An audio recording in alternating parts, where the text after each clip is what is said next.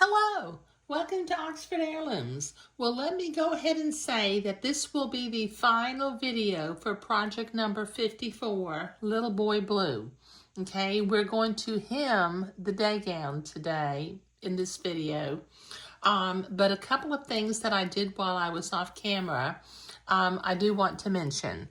Now, I did come through and cut my buttonholes open, and I sewed my buttons on in the appropriate place. Before I hem a garment, I always like to sew the buttons on and button the garment so that I can make sure that where the hem lines up at the bottom of the garment, it is straight.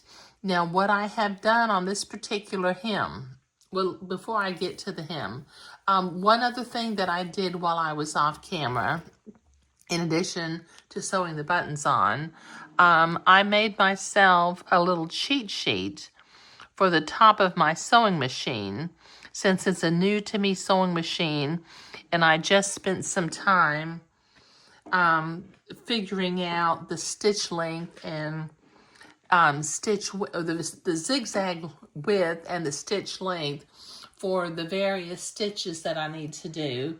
And I don't like to have to sort that out each time. So on my old machine, I had a little cheat sheet that I had taped to the top side of the machine where I could see it and have it handy. Okay, now back to the hem on this particular little gown.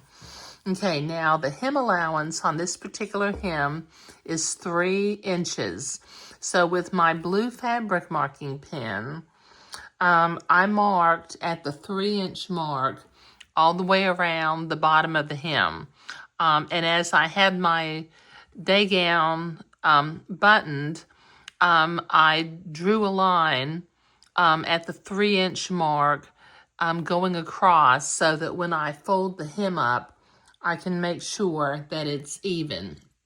Now I'm going to unbutton this gown for just a minute because I'm going to be working on the inside and pinning the hem up, pressing part of the hem, and then hand stitching it. Okay, now I can see my little blue marks through the fabric. So sometimes people will fold the fabric up by 1/4 of an inch and then fold it up to the 3-inch mark. But I don't like the little shadowy line that shows up when I do that. So what I do is I will fold my hem up all the way, not 1/4 of an inch. I'll fold it up all the way to the 3-inch mark and pin that into place. And then what I'm going to do is I will fold it up again, and that gives me a nice solid hem without a shadow of a folded line in there. But we'll get to that in just a minute. So let me, at each of my little blue marks, I'll put a pin into the hem of the garment. Okay. So this will take me a minute to get this all hemmed, and then I'm going to go to the sewing machine and I'm going to press along the bottom.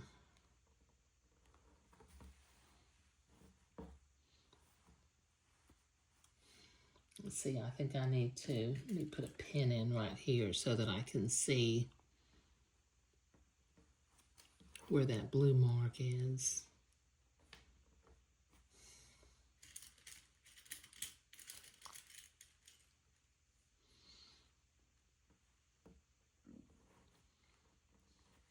Okay, now this is going to take me a little while to get this all pinned into place, so I'll be right back.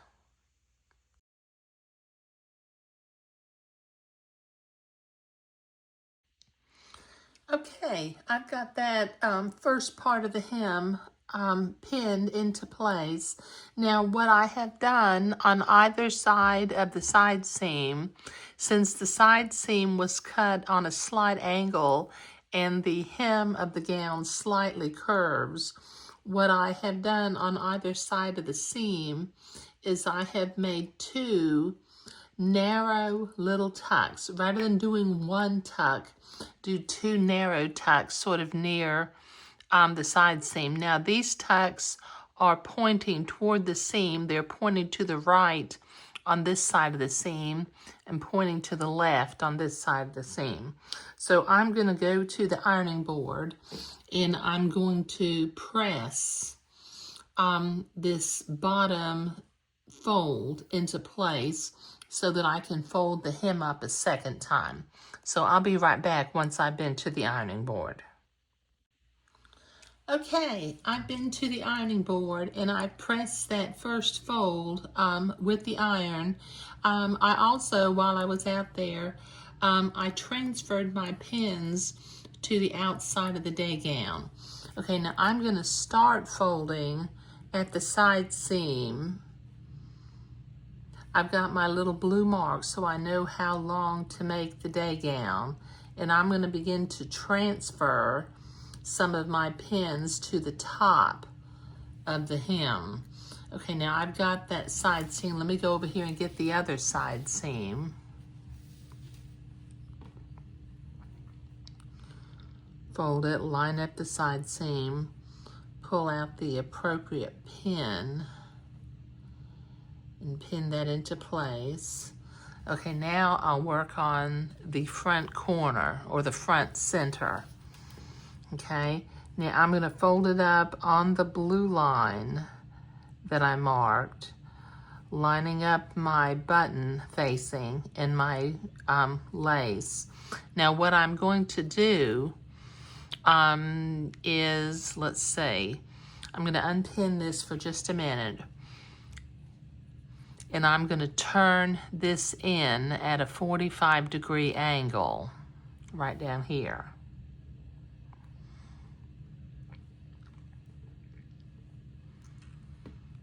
Okay.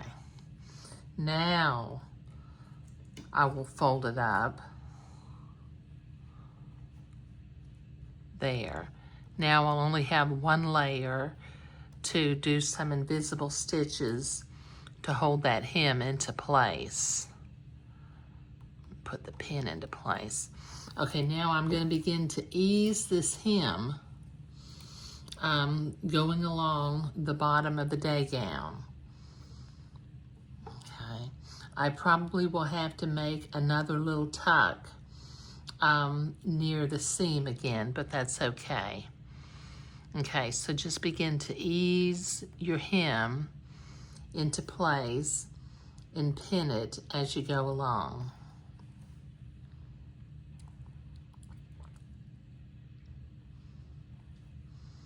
Okay, now I had 2 pins, I had 2 tucks and 2 pins before.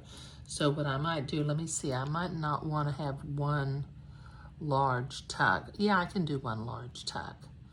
Okay, so let me pin that into place. Get that tuck pinned in. Okay. All right, now let me go to the center back of the day gown and start folding it up because it's fairly straight and flat near the center back.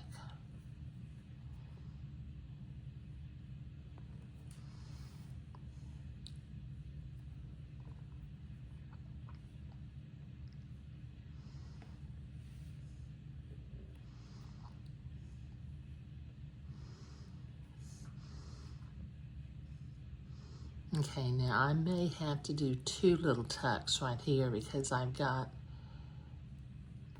what seems like quite a bit of fabric to accommodate into the hem. And do 1 more little tuck right here. Just try to keep your tucks where they're straight up and down on the hem.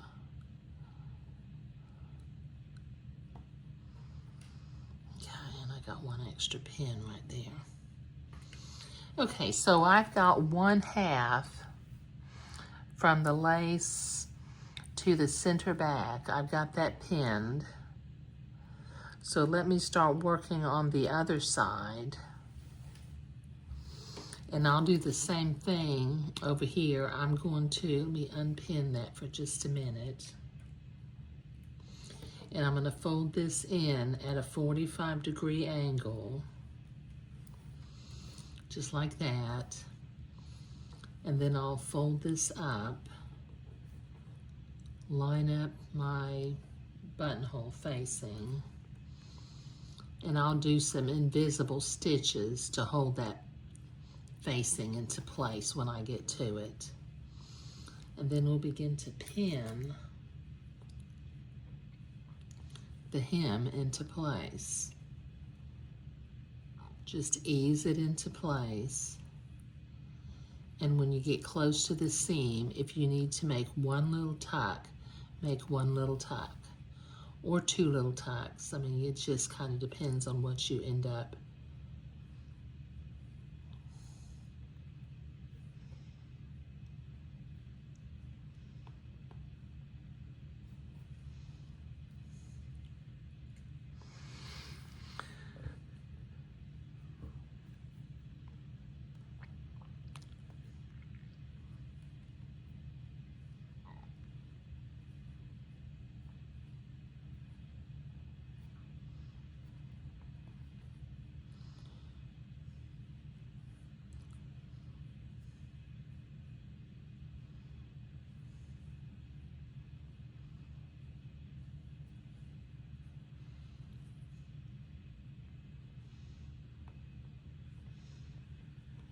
Okay. All right, now I'll take a needle and thread. I've got my needles right here, and I've got my thread. And I'm going to take a few minutes to hem this particular garment. Now what I'll do is, say, I'm going to start sewing from this end, from the lace end. And what I will do is I will start sewing right here at the inside of the button placket so that my thread is not out here on the lace. I will sew out, then make some invisible stitches, come back this way, and then proceed to hem. Okay, but let me hem, and I'll be right back. Okay, I've got that little day gown hemmed. Now what I did here at the front of the lace, you can see that since I was using blue thread, I did not want to sew the edge of the lace together with blue thread. So I sewed inside where the lace is attached to the center front of the day gown. On the side where I don't have lace, not sure if you can see this, but I did invisible stitches and I held that together. Okay, so let me button up my day gown. And like I mentioned at the beginning of this video, this is the final video for project number 54, Little Boy Blue. Okay, now in the next video, project number 55, I'll start working on the two dresses for this little fella's identical twin sisters who are 4 years old. Okay, I'll be using the same fabric, a different lace, because I'm making it for ladies and I don't tend to use the football lace on little ladies' garments. Okay, great. Now you can see the day gown is buttoned up. And the hem is perfectly in line along the bottom, and it's nice and smooth with just a couple of little tucks going around. Now, like I said, you know, I have a triple layer of fabric here at this hem. It seems to, particularly when you have hems that have a little bit of a curve to them, rather than trying to ease the entire 3 inches of hem, I'm only easing 1.5 inches, and that works out a little bit better. Okay, all right, so like I said, this is the final video for project number 54, Little Boy Blue. Thank you.